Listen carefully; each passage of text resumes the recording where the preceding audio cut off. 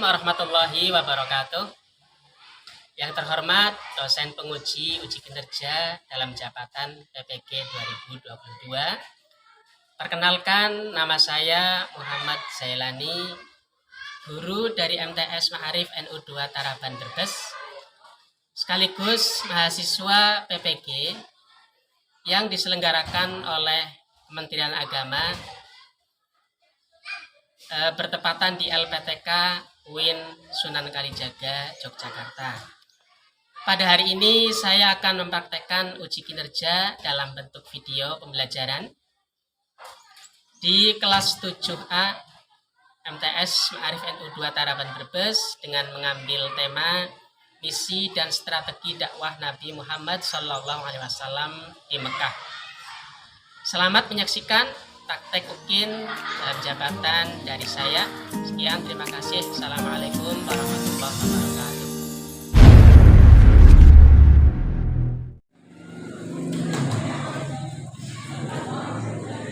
Assalamualaikum warahmatullahi wabarakatuh. Waalaikumsalam warahmatullahi wabarakatuh. Selamat pagi anak-anak. Pagi. Gimana kabar kalian hari ini? Baik. Semangat mengikuti pelajaran? Semangat.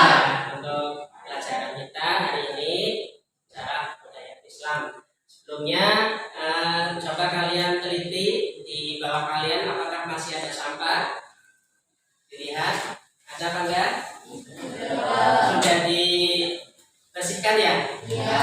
Alhamdulillah, hingga hari ini kamu mengerjakan dengan baik kewajiban kamu melaksanakan tugas setiap hari ya.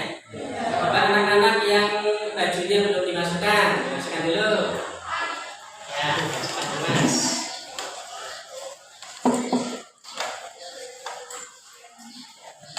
Sebelum mulai pelajaran, marilah kita buka pertemuan pada kali ini dengan membaca doa bersama. Untuk ketua kelas silakan untuk memimpin doa.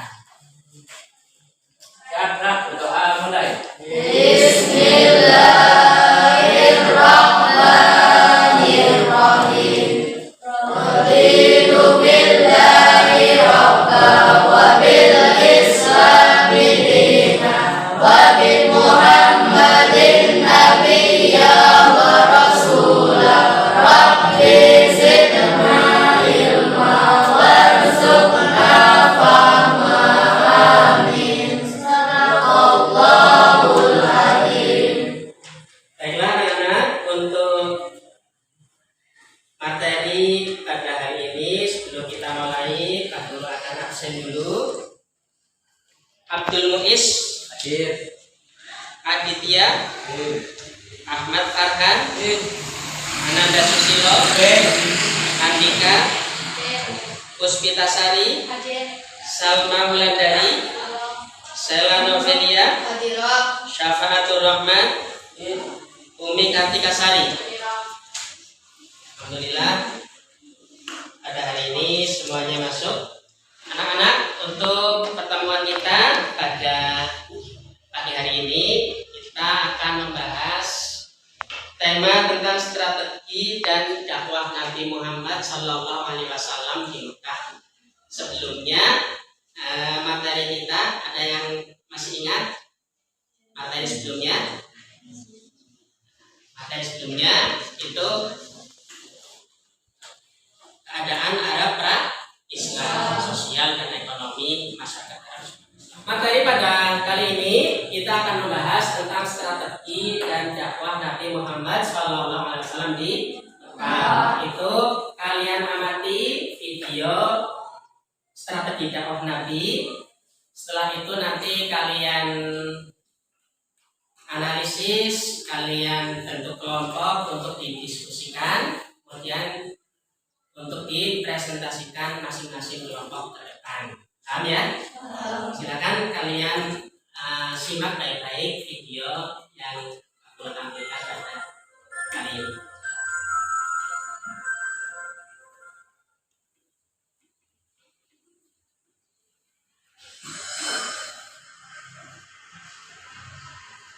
dakwah Nabi Muhammad SAW di Mekah.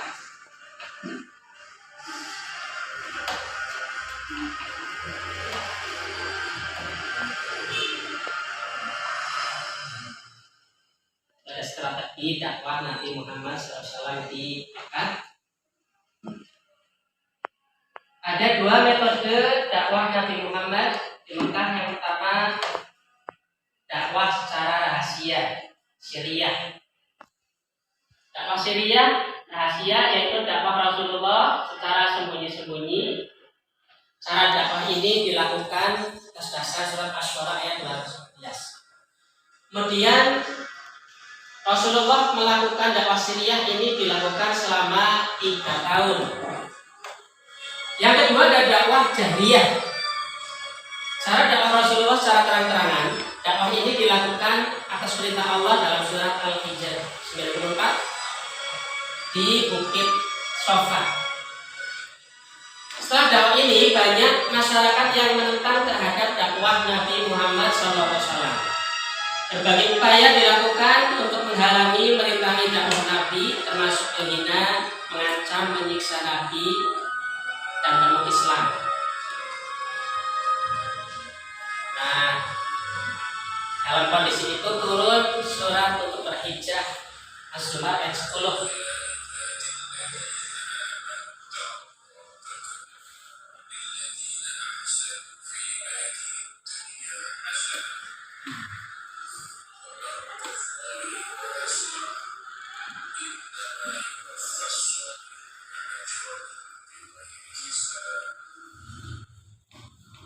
Nabi Muhammad SAW kemudian memerintahkan agar hijrah ke Habsyi atau Ethiopia. Hijrah pertama itu tujuannya adalah hijrah ke sana. Yang dituju adalah raja yang bernama Raja Najasyi, minta perlindungan terhadap umat Islam yang datang ke negaranya. Pada bulan Rajab tahun kelima kenabian berangkat kelompok pertama umat Islam ke Habsyi atau Habasyah, terdiri dari 12 orang laki-laki dan 4 perempuan, dipimpin oleh Utsman bin Affan. Kelompok kedua umat Islam ke Habsyi terdiri dari 83 laki-laki dan 18 orang perempuan. Kelompok ini dipimpin oleh Ja'far bin Abi Thalib. Jadi umat Islam diterima dengan baik oleh Negus Raja Najasyi pada waktu itu. Melihat hal demikian, kafir Quraisy menjadi khawatir sehingga mengutus Amr bin As dan Abdullah bin Abi Rabi'ah untuk datang ke Habasyah menemui sang raja. Mereka meminta Raja Negus untuk mengusir umat Islam dari Habasyah. Akan tetapi Raja Negus menolak dan membiarkan umat Islam tinggal di negaranya. Ya.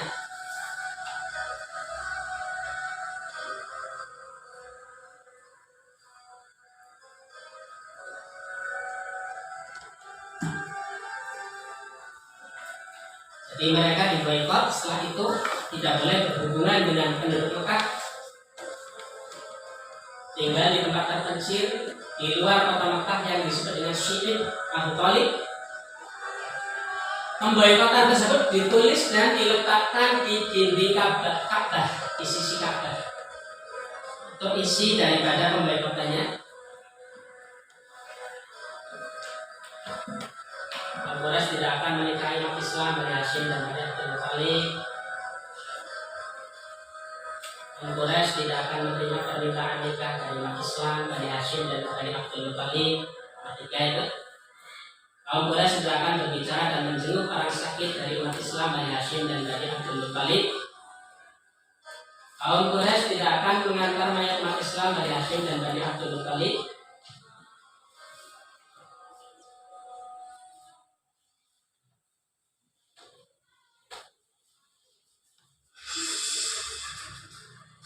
Aksi pemboikotan berlangsung selama 3 tahun.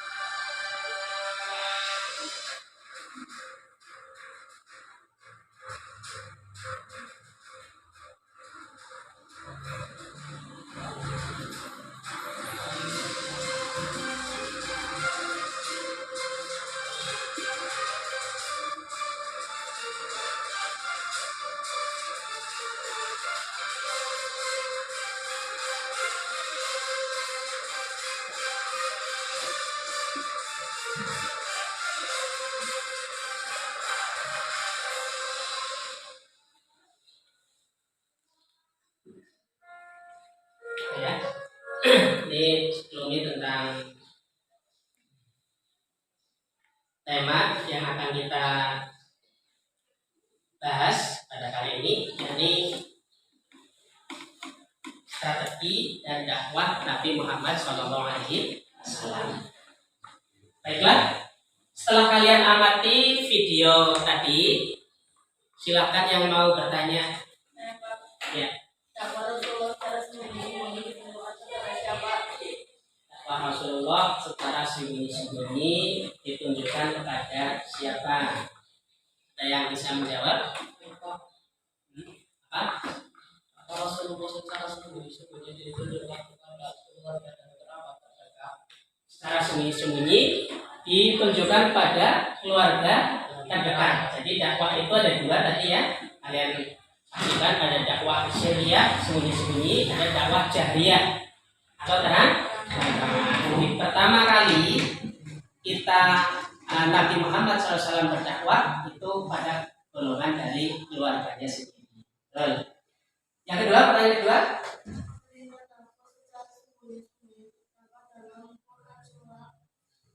Perintah dakwah secara sembunyi-sembunyi terdapat dalam ayat berapa, surat apa? Ada yang tahu? Ya.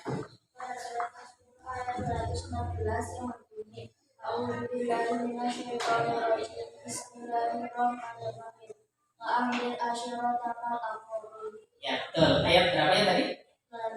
214 yang wa'anzir bunyinya wa'anzir ashiratakal aqrabin, dan ajaklah kerabatmu yang terdekat.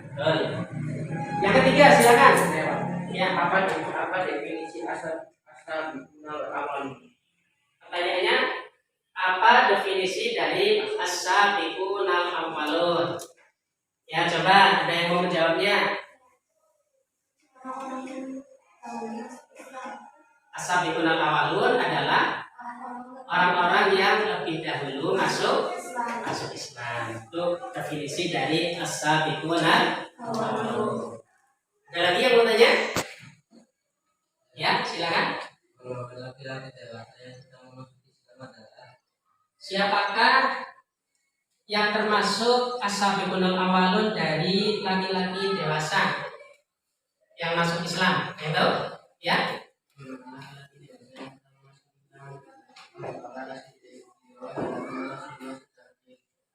Ya, namanya Abu Bakar As-Siddiq. Beliau itu adalah teman Rasulullah SAW sejak kecil.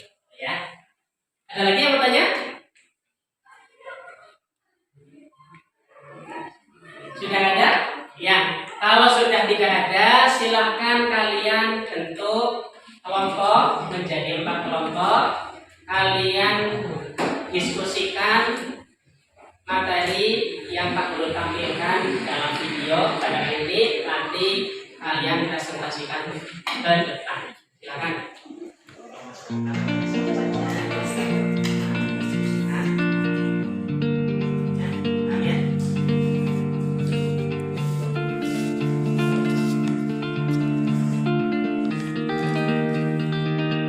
Terus untuk kelompok 3.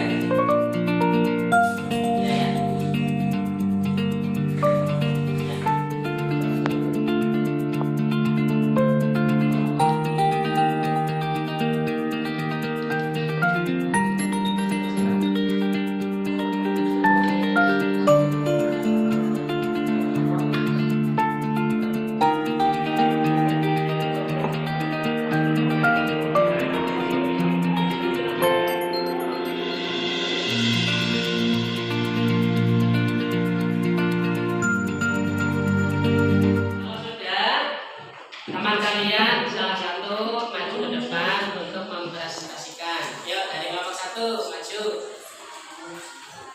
Dibaca dengan keras ya hasil diskusi kalian. Ya, baca.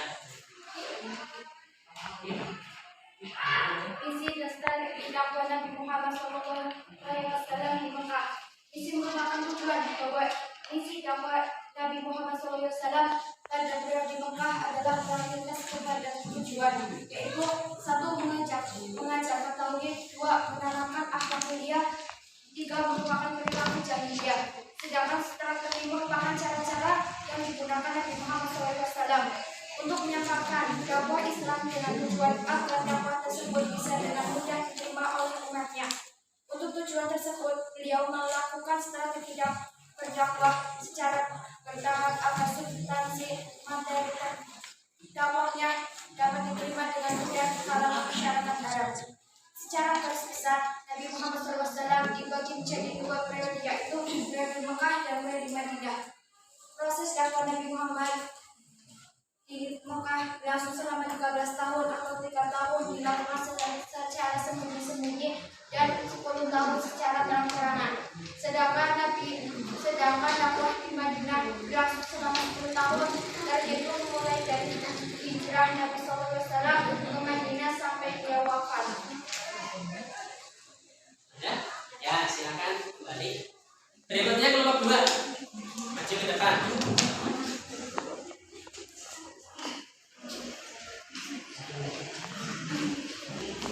Strategi dakwah Nabi Muhammad SAW di Mekah diantaranya yaitu satu, dakwah secara sembunyi-sembunyi. Pada mulanya Nabi Muhammad SAW memulai kegiatan dakwahnya secara sembunyi-sembunyi dengan harapan tidak menimbulkan kecurigaan dari kaum Quraisy Mekah. Pada mulanya beliau hanya menyebut kepada keluarga inti dan beberapa kerabat dekatnya. Orang yang pertama kali menerima ajakan dari seorang Nabi Muhammad SAW disebut dengan as-sabiqunal awwalun atau orang-orang yang pertama masuk Islam. Mereka adalah Khadijah, Nabi SAW, Zaid bin Harisah, anak angkat Nabi, Ali bin Abi Thalib, sepupu Nabi, serta Abu Bakar, sahabat karib Nabi. Pada perkembangan selanjutnya, mereka juga turut serta menyebarkan ajaran Islam dan berhasil mempengaruhi beberapa orang di sekitarnya. Abu Bakar misalnya berhasil mengajak 5 orang untuk memeluk agama Islam. Mereka adalah Sa'ad bin Abi Waqqas, Ubay bin Awam, Talha bin Ubaidillah, Abdurrahman bin Auf, dan Utsman bin Affan. Dakwah secara sembunyi-sembunyi berlangsung selama 3 tahun sampai akhirnya turun lagu yang mengharuskan beliau menyampaikan dakwah secara terang-terangan, yaitu Quran surat Al-Mulk ayat 94 yang artinya, maka sampaikanlah Muhammad secara terang-terangan segala apa yang diperintahkan kepadamu dan berpalinglah dari orang yang musyrik. Kelompok 3 selanjutnya.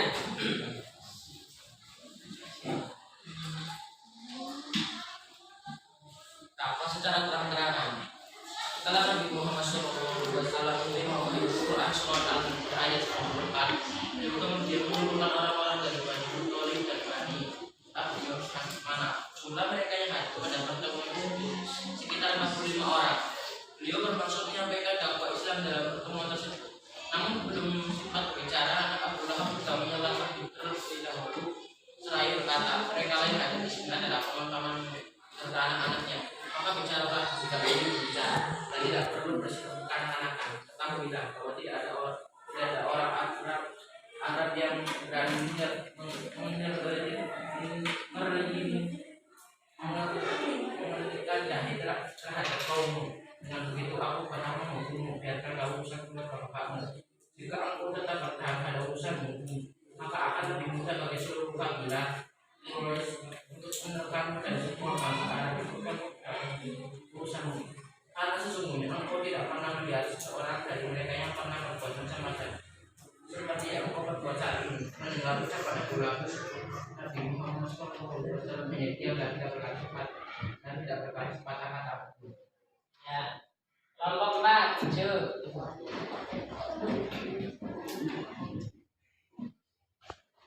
Baca secara tegas, terang. Kesempatan lain Nabi Muhammad SAW mengundang mereka untuk kedua kalinya. Saat itulah beliau bersikap lebih mantap dan cerdas dan benci bagi Allah dan Nabi Muhammad bertemahan saya dan kalau hanya aku bersaksi bahwa dia adalah Tuhan yang maha dan segala sesuatu.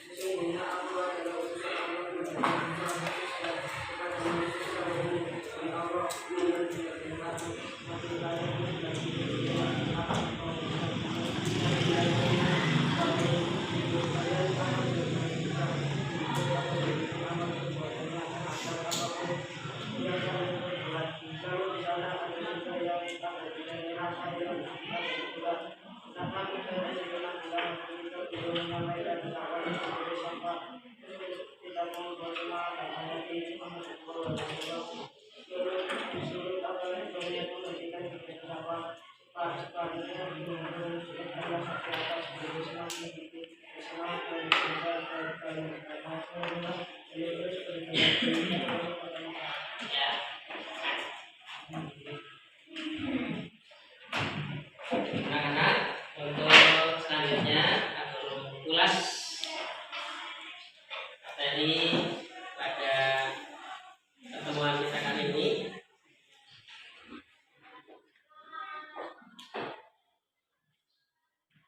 Di perkembangan Islam di Mekah, untuk kalian tadi sudah mempresentasikan strategi dakwah Nabi Muhammad di Mekah. Ada berapa? Dua ya. Ada secara sembunyi-sembunyi dilakukan di rumah Arqam bin Abil Arqam. Yang kedua ada dakwah secara jahriyah. Hal itu dilakukan oleh Nabi Muhammad di Bukit Safa. Nah, ini untuk sembunyi-sembunyi terdapat perintah dari Allah langsung melalui Quran surat Asy-Syu'ara ayat 214. Coba bareng-bareng. A'udzu billahi minasy syaithanir rajim. Bismillahirrahmanirrahim. Wa anzir ashiratakal aqrabin. Sadaqallahul adzim. Wa anzir ashiratakal aqrabin. Dan berilah peringatan pada kerabat-kerabatmu yang terdekat. Quran surat Asy-Syu'ara ayat 214. Ya, dakwah ini dilakukan di rumah sahabat Arqam bin Abil Arqam al-Makhzumi selama 3 tahun. Golongan yang pertama disebut sebagai tadi as-sabiqunal awwalun. Ya, kalian tadi telah mempresentasikannya. Golongannya siapa saja termasuk dari as-sabiqunal awwalun. Ada Siti Khadijah, Ali bin Abi Thalib, Abu Bakar, dan sebagainya. Selanjutnya dakwah secara terang-terangan itu berdasarkan Quran surat Al-Hijr ayat 94. Coba bismillah. Bismillahirrahmanirrahim.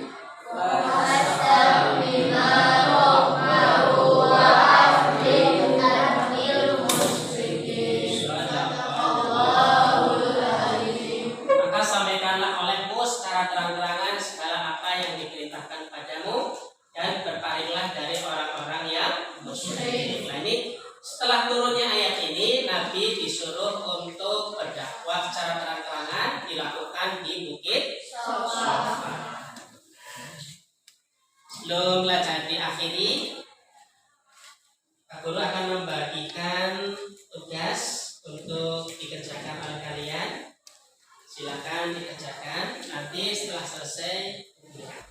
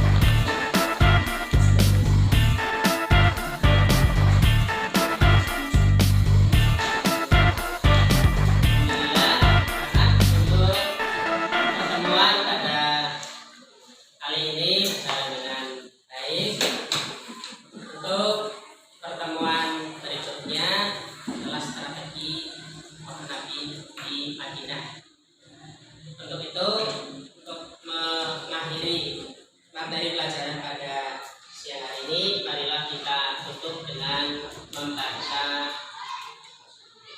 hamdalah bersama. Alhamdulillah.